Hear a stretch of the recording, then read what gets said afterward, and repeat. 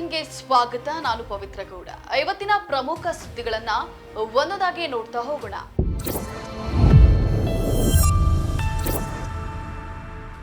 BJP ಪಕ್ಷದ ನಾಯಕರ ವಿರುದ್ಧ ಬಂಡಾಯವೆದ್ದಿರುವ ಬಗ್ಗೆ ಬಿಜೆಪಿ ಶಾಸಕ ಬಸನಗೌಡ ಪಾಟೀಲ್ ಯತ್ನಾಳ್ ಅವರಿಗೆ ಕೇಂದ್ರ ಶಿಸ್ತು ಸಮಿತಿಯು ಶೋಕಾಸ್ ನೋಟಿಸ್ ಅನ್ನು ನೀಡಿದೆ. 10 ದಿನಗಳ ಒಳಗಾಗಿ ಉತ್ತರಿಸುವಂತೆ ಇಲ್ಲವಾದಲ್ಲಿ ಮುಂದಿನ ಕ್ರಮ ಕೈಗೊಳ್ಳುವುದಾಗಿಯೂ ಯತ್ನಾಳ್ಗೆ ಹೈಕಮಾಂಡ್ ಎಚ್ಚರಿಕೆಯನ್ನ ನೀಡಿದೆ. ಇದರ ಬೆನ್ನಲ್ಲೇ ನೋಟಿಸ್ ನೀಡಿರುವ ಬಗ್ಗೆ ಯತ್ನಾಳ್ ಪ್ರತಿಕ್ರಿಯಿಸಿದ್ದಾರೆ. ಈ ಬಗ್ಗೆ ಸಾಮಾಜಿಕ ಜಾಲತಾಣ ಎಕ್ಸ್ನಲ್ಲಿ ಪೋಸ್ಟ್ ಹಂಚಿಕೊಂಡಿರುವ ಅವರು, ಬಿಜೆಪಿಯ ಶಿಸ್ತು ಸಮಿತಿ ಮುಖ್ಯಸ್ಥರು ನೀಡಿರುವ ನೋಟಿಸ್ಗೆ ಉತ್ತರವನ್ನ ನೀಡ್ತೇನೆ. ಕರ್ನಾಟಕ ಬಿಜೆಪಿಯ ಸದ್ಯದ ಸ್ಥಿತಿಗತಿಯ ಬಗ್ಗೆ ವಾಸ್ತವಾಂಶಗಳನ್ನ ತೆರೆದಿಡ್ತೇನೆ. ಹಿಂದುತ್ವ ಪರ ಮತ್ತು ಭ್ರಷ್ಟಾಚಾರ, ವಕ್ಫ್ ಆಸ್ತಿ ವಿಚಾರ, ಕುಟುಂಬ ರಾಜಕಾರಣದ ವಿರುದ್ಧದ ಹೋರಾಟದಲ್ಲಿ ನನ್ನ ಬದ್ಧತೆಯು ಅಚಲವಾಗಿ ಉಳಿಯಲಿದೆ ಎಂದು ಬರೆದುಕೊಂಡಿದ್ದಾರೆ. ಪಕ್ಷದ ನಿಲುವುಗಳಿಗೆ ವಿರುದ್ಧವಾಗಿ ಮತ್ತು ರಾಜ್ಯ ನಾಯಕರ ವಿರುದ್ಧ ನಿರಂತರವಾಗಿ ಹೇಳಿಕೆ ನೀಡುತ್ತಾ ಇರುವ ಶಾಸಕ ಬಸನಗೌಡ ಪಾಟೀಲ್ ಯತ್ನಾಳ್ಗೆ ಬಿಜೆಪಿ ಇಂದು ಶೋಕಾಸ್ ನೋಟಿಸ್ ಅನ್ನು ನೀಡಿದೆ. ನೂತನ ಕೃಷಿ ಕಾಯ್ದೆಯಡಿ ಪರಿಹಾರ ಮತ್ತು ಲಾಭದ ಕುರಿತು 5 ಬೇಡಿಕೆಗಳನ್ನು ಈಡೇರಿಸುವಂತೆ ಒತ್ತಾಯಿಸಿ ಉತ್ತರ ಪ್ರದೇಶದ ರೈತರು ಇಂದು ನೋಯ್ಡಾದಿಂದ ಪಾರ್ಲಿಮೆಂಟ್ ಕಾಂಪ್ಲೆಕ್ಸ್ ವರೆಗೂ ಪ್ರತಿಭಟನಾ ಮೆರವಣಿಗೆ ಹೊರಟಿದೆ. ಸಂಸತ್ನಲ್ಲಿ ಚಳಿಗಾಲದ ಅಧಿವೇಶನ ನಡೆಯುತ್ತಿರುವ ಸಂದರ್ಭದಲ್ಲೇ ರೈತರು ಮತ್ತೆ ಬೀದಿಗಿಳಿದಿದ್ದಾರೆ. ರೈತರ ಪ್ರತಿಭಟನೆ ಹಿನ್ನೆಲೆಯಲ್ಲಿ ಪೊಲೀಸರು ಬಿಗಿ ಭದ್ರತಾ ಕ್ರಮಗಳನ್ನು ಕೈಗೊಂಡಿದ್ದು, ದೆಹಲಿ ಮತ್ತು ಎನ್ಸಿಆರ್ನ ಮಾರ್ಗಗಳಲ್ಲಿ ಬ್ಯಾರಿಕೇಡ್ ಅಳವಡಿಸಿ ವಾಹನಗಳಿಗೆ ಬದಲಿ ಮಾರ್ಗದ ಅವಕಾಶವನ್ನ ಕಲ್ಪಿಸಿಕೊಟ್ಟಿರುವುದಾಗಿ ವರದಿ ವಿವರಿಸಿದೆ. ಭೂಮಿ ರಹಿತ ರೈತರ ಮಕ್ಕಳಿಗೆ ಉದ್ಯೋಗಾವಕಾಶ, ಪುನರ್ವಸತಿ ಸೌಲಭ್ಯ, ಉನ್ನತ ಮಟ್ಟದ ಸಮಿತಿ ರಚನೆ ಸೇರಿದಂತೆ 5 ಬೇಡಿಕೆಗಳನ್ನ ಮುಂದಿಟ್ಟುಕೊಂಡು ರೈತರು ಪ್ರತಿಭಟನಾ ಜಾಥಾವನ್ನ ಹಮ್ಮಿಕೊಂಡಿರುವುದಾಗಿ ವರದಿ ತಿಳಿಸಿದೆ.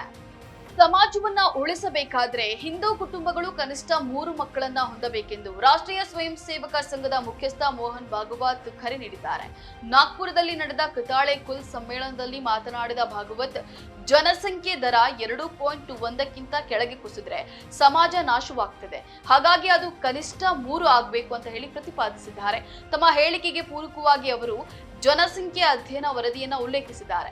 ಒಂದು ಸಮುದಾಯದ ಜನಸಂಖ್ಯೆಯು 2.1ರ ಫಲವಂತಿಕೆಗಿಂತ ಕೆಳಗಿದ್ರೆ ಆ ಸಮಾಜ ವಿನಾಶವಾಗ್ತದೆ ಅಂತ ಹೇಳಿ ಜನಸಂಖ್ಯಾ ಅಧ್ಯಯನ ಹೇಳ್ತದೆ ಅಂತ ಹೇಳಿ ವಿವರಿಸಿದ್ದಾರೆ.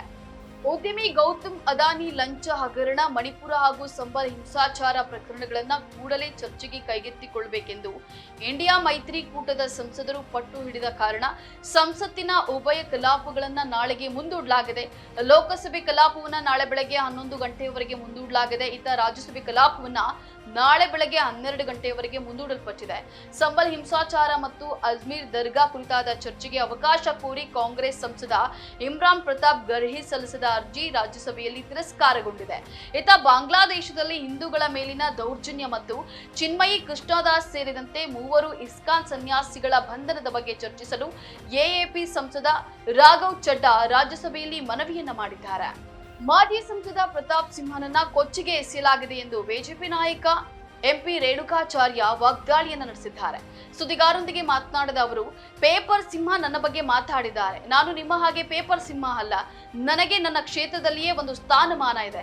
ನಿಮ್ಮನ್ನ ಕೊಚ್ಚಿಗೆ ಎಸೆಯಲಾಗಿದೆ, ಹೀಗಾಗಿಯೇ ಟಿಕೆಟ್ ಸಹ ನೀಡಿಲ್ಲ ಅಂತ ಹೇಳಿ ಟೀಕಿಸಿದ್ದಾರೆ.